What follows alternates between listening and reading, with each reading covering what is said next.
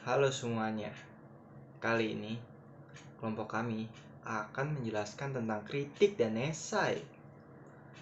Selamat menyaksikan.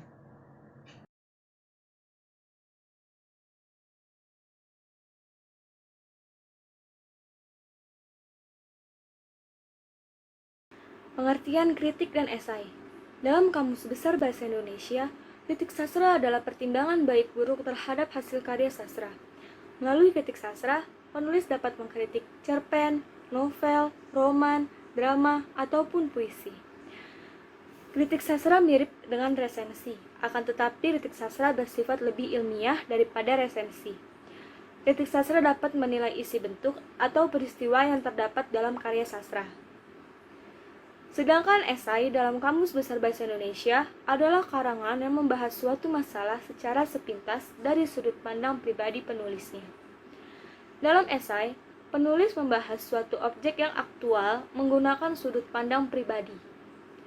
Objek esai berupa permasalahan, seperti masalah ekonomi, kebudayaan, sosial, keamanan, karya sastra, ataupun politik. Kritik sastra memiliki ciri-ciri sebagai berikut. Yang pertama, memberikan tanggapan terhadap hasil karya sastra. Yang kedua, memberikan pertimbangan baik dan buruk atau kelebihan dan kekurangan sebuah hasil karya. Yang ketiga, menggunakan pertimbangan yang bersifat objektif. Yang keempat, memaparkan kesan pribadi kritikus terhadap sebuah karya sastra. Yang kelima, memberikan alternatif perbaikan atau penyempurnaan. Yang keenam, tidak berprasangka dan tidak berpengaruh terhadap penulisnya. Sedangkan esai memiliki ciri-ciri sebagai berikut. Yang pertama, berbentuk prosa, yaitu dalam bentuk komunikasi biasa serta menghindarkan penggunaan bahasa dan ungkapan figuratif. Yang kedua, singkat. Esai dapat dibaca dengan santai dalam waktu kurang dari 2 jam. Yang ketiga, memiliki gaya pembeda. Seorang penulis esai yang baik akan membawa diri dan gaya yang khas sehingga membedakan tulisannya dengan gaya penulis lain. Selanjutnya, selalu tidak utuh. Penulis memilih segi-segi penting dan menarik dari objek dan subjek yang hendak ditulis. Selanjutnya, memenuhi keutuhan penulis. Walaupun esai merupakan tulisan yang tidak utuh, tetapi memiliki kesatuan dan syarat-syarat penulisan. Syarat-syarat tersebut dimulai dari pendahuluan, pengembangan, hingga ke pengakhiran. Yang terakhir, mempunyai ciri pribadi atau bersifat personal. Ciri personal membedakan esai. Ciri personal dalam penulisan esai adalah pengungkapan penulis sendiri tentang kediriannya, pandangan, sikap, pikiran, dan dugaan kepada pembaca. Ada beberapa jenis kritik yang kami dapat uraikan sebagai berikut. Yang pertama, kritik sastra intrinsik, yaitu menganalisis karya sastra berdasarkan unsur intrinsiknya, sehingga akan diketahui kelemahan dan kelebihan yang ada dalam karya sastra. Yang kedua, kritik sastra ekstrinsik, yaitu menganalisis dengan cara menghubungkan karya sastra dengan penulis, pembaca, atau masyarakat. Kritik sastra ini melibatkan faktor intrinsik lain, seperti sejarah, psikologi, religius, dan pendidikan. Lalu selanjutnya ada kritik deduktif, yaitu menganalisis dengan cara berpegang teguh pada sebuah ukuran yang dipercayainya dan dipergunakan secara konsekuen. Lalu selanjutnya ada kritik induktif, yaitu menganalisis dengan cara melepaskan semua hukum atau aturan yang berlaku. Lalu ada kritik impresionik, yaitu menganalisis hasil karya berdasarkan kesan pribadi secara subjektif terhadap karya sastra. Lalu selanjutnya ada kritik penghakiman, yaitu menganalisis dengan cara berpegang teguh pada ukuran atau aturan tertentu untuk menentukan sebuah karya baik atau buruk. Lalu selanjutnya ada kritik teknis, yaitu kritik yang dilakukan untuk tujuan tertentu saja. Sedangkan esai memiliki 6 jenis. Yang pertama, esai deskriptif, yaitu esai yang melukiskan subjek atau objek yang dapat menarik perhatian pengarang. Esai ini juga bisa mendeskripsikan sebuah benda atau objek di sekitar pengarang. Lalu yang kedua ada esai tajuk, yaitu esai yang sering dilihat dalam surat kabar dan majalah. Esai ini mempunyai fungsi yaitu menggambarkan pandangan dan sikap surat kabar atau majalah tersebut terhadap suatu topik dan isu dalam masyarakat. Yang ketiga, esai cukilan watak, yaitu esai yang memperbolehkan seorang penulis membeberkan beberapa segi kehidupan individual seorang tokoh kepada para pembaca. Lewat cukilan watak itu, pembaca dapat mengetahui sikap penulis terhadap tipe pribadi yang dibeberkan. Yang keempat, esai pribadi. Esai pribadi hampir sama dengan esai cukilan watak. Akan tetapi, esai pribadi merupakan tulisan tentang diri pribadi si penulis. Penulis akan membuka tabir tentang dirinya sendiri. Lalu ada esai reflektif, yaitu esai yang ditulis secara formal dengan bahasa yang serius. Penulis mengungkapkan dengan dalam, sungguh-sungguh, dan hati-hati beberapa topik penting yang berhubungan dengan hidup, misalnya kematian, politik, pendidikan, dan hakikat manusiawi. Yang terakhir, esai kritik, yaitu tulisan tentang pemusatan diri penulis terhadap seni. Misalnya lukisan tarian.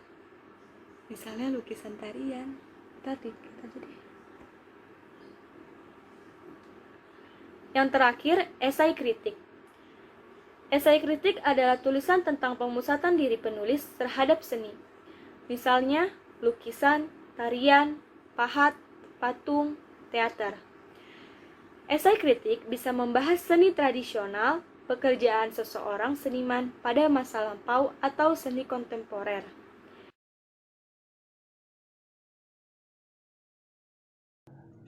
B. Perbandingan kritik dengan esai sastra. 1. Mengidentifikasi unsur-unsur pendukung kritik dan esai. Menurut Kamus Besar Bahasa Indonesia, sinopsis adalah ikhtisar esai yang biasanya diterbitkan bersama dengan esai asli yang menjadi dasar sinopsis atau ringkasan. Selain itu, kritik juga harus disertai dengan alasan yang logis. Unsur pendukung kritik lainnya adalah teori. Teori yang disajikan dalam kritik harus berhubungan dengan objek yang dikritik. Lalu ada teks esai. Teks esai itu membahas masalah sekilas dari sudut pandang penulis, pribadi penulis. Oleh karena itu, pembahasan esai ini bersifat subjektif, bukan objektif. Esai adalah penilaian atau evaluasi penulis terhadap fakta yang terjadi untuk disimpulkan. Jadi unsur pendukung teks esai adalah fakta. 2. Membandingkan kritik dengan esai berdasarkan pengetahuan dan juga berdasarkan sudut pandang penulisnya. Nah, kalau berdasarkan pengetahuan ini, kritik dibagi menjadi 3 poin. Di poin pertama, objek kajiannya itu bersifat karya, berupa karya seperti seni musik, tari, film, novel, cerpen, puisi, drama, dan lain sebagainya. Lalu di poin nomor 2, biasanya itu terdapat deskripsi karya. Misalnya karya berwujud buku, deskripsinya itu dapat berupa sinopsis.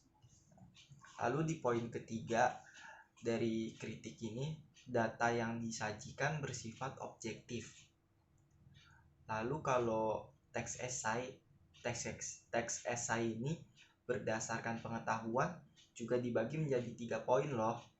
Nah, di poin pertama, teks esai ini objek kajiannya dapat berupa karya dan fenomena. Di poin kedua, tidak ada deskripsi, ringkasan, atau sinopsis karya. Nah, di poin ketiganya itu data yang disajikan itu bersifat subjektif. Oke, nah kita lanjut ke yang berdasarkan pandangan penulisnya. Di pandangan penulisnya itu, kritik juga dibagi menjadi 3 poin. Di poin pertama, penilaian terhadap karya dilakukan secara objektif disertai data dan alasan yang logis. Yang di poin nomor 2, penilaian sering menggunakan kajian teori yang sudah mapan. Lalu di poin terakhir, pembahasan terhadap karya secara utuh dan menyeluruh. Nah, kalau berdasarkan sudut pandang penulis dari esai itu juga tetap dibagi menjadi 3 poin. Di poin pertama, kajian dilakukan secara subjektif berdasarkan pendapat penulis esai. Lalu di nomor 2 itu jarang atau hampir tidak mencantumkan kajian teori. Lalu di poin yang terakhir, objek atau fenomena yang dikaji tidak dibahas menyeluruh, tetapi hanya pada aspek-aspek yang menarik menurut pandangan penulisnya. Namun, pembahasannya tetap utuh, dilakukan secara utuh.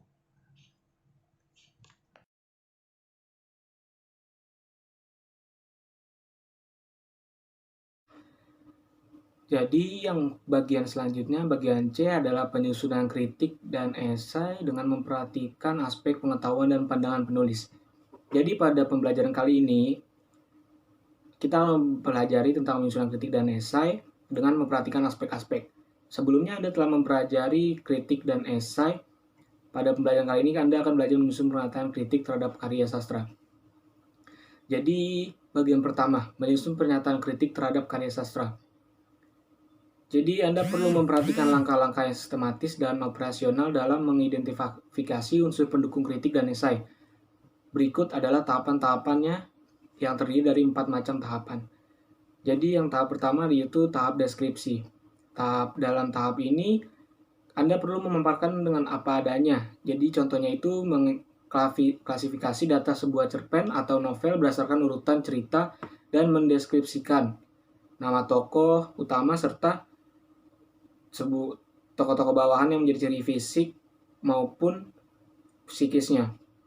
Jadi yang tahap kedua yaitu yang tahap B adalah tahap penafsiran. Jadi di tahap penafsiran ini karya sastra merupakan penjelasan atau penerangan karya sastra. Dalam tahap ini Anda perlu menafsirkan karya sastra. Artinya Anda perlu menangkap makna karya sastra tidak hanya menurut apa adanya. Jadi yang bagian C kita akan menjelaskan tentang tahap analisis. Jadi tahap analisis ini merupakan tahap kritik yang sudah menguraikan data. Pada tahap ini Anda sudah mencari makna dan membandingkan dengan karya sastra lainnya, dengan sejarah atau dengan peristiwa yang ada di masyarakat setempat. Jadi yang selanjutnya itu tahap evaluasi. Tahap evaluasi merupakan tahap akhir suatu kritik sastra. Jadi dalam tahap evaluasi ini Anda dapat melakukan evaluasi melalui pujian serta berbobot baik, buruk, menarik, dan unik. Yang kedua itu menyusun pernyataan esai terhadap suatu objek atau permasalahan. Esai merupakan karya tulis yang berbeda dengan kritik-kritik yang menyajikan kelebihan dan kelemahan karya sastra. Esai membahas objek atau fenomena dari sudut pandang yang dianggap menarik oleh penulisnya. Sebelum menulis esai, Anda harus menyusun kerangka-kerangka. Jadi, di dalam penulisan esai ini, ada beberapa yang harus kita perhatikan untuk menyusun pernyataan esai. Jadi, yang pertama itu adalah menulis judul, menentukan judul esai. Yang kedua itu menentukan topik permasalahan. Yang ketiga, menuliskan tujuan esainya itu tersebut. Yang keempat itu menentukan jenis esai yang akan ditulis. Yang kelima, membuat kerangka paragraf. Yang keenam, membuat paragraf pembuka. Dan yang ketujuh, membuat paragraf pengembang. Yang kedelapan, membuat paragraf penutup. Setelah menyusun kerangka paragraf, Anda akan menyusun paragraf pembuka, isi, dan penutup. Dalam menyusun paragraf pembuka, Anda perlu memperhatikan dan memahami topik dan gagasan utama ini dari paragraf tersebut. Jadi gagasan utama dalam sebuah paragraf merupakan penentu untuk pengembangan ide-ide penjelasan lalu dalam satu paragraf. Ketika menyusun paragraf pembuka, usahakan menggunakan penalaran yang deduktif atau induktif. Penalaran deduktif berarti pokok pikiran di awal paragraf, sekaligus paragraf induktif atau kesimpulan atau gagasan pokok berada di akhir paragraf. Jadi yang selanjutnya adalah bagian D, analisis sistematika dan kebahasaan esai dan sastra. Yang pertama adalah membandingkan sistematika kritik, sastra, dan esai. Berdasarkan fungsinya, teks kritik termasuk dalam genre teks eksposisi. Oleh karena itu, sistematika teks kritik sama dengan struktur teks eksposisi.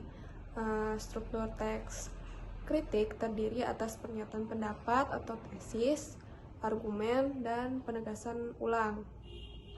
Pada teks kritik, struktur teks pernyataan pendapat berupa hasil penilaian terhadap sebuah karya. Kalau bagian argumen yang disajikan dalam teks kritik berupa data objektif dalam karya beserta alasan yang logis. Sementara itu, penegasan ulang dalam teks kritik berupa ringkasan atau pengulangan kembali tesis dalam kalimat yang berbeda. Bagian kedua adalah sistematika esai, yaitu yang pertama ada pendahuluan, berisi latar belakang, informasi atau identifikasi dari subjek atau objek yang akan dibahas. Yang nomor kedua adalah tubuh esai. Tubuh esai adalah narasikan gagasan yang hendak disampaikan. Narasi tersebut dapat disampaikan melalui subtopik atau penjelasan. Yang bagian ketiga adalah kesimpulan.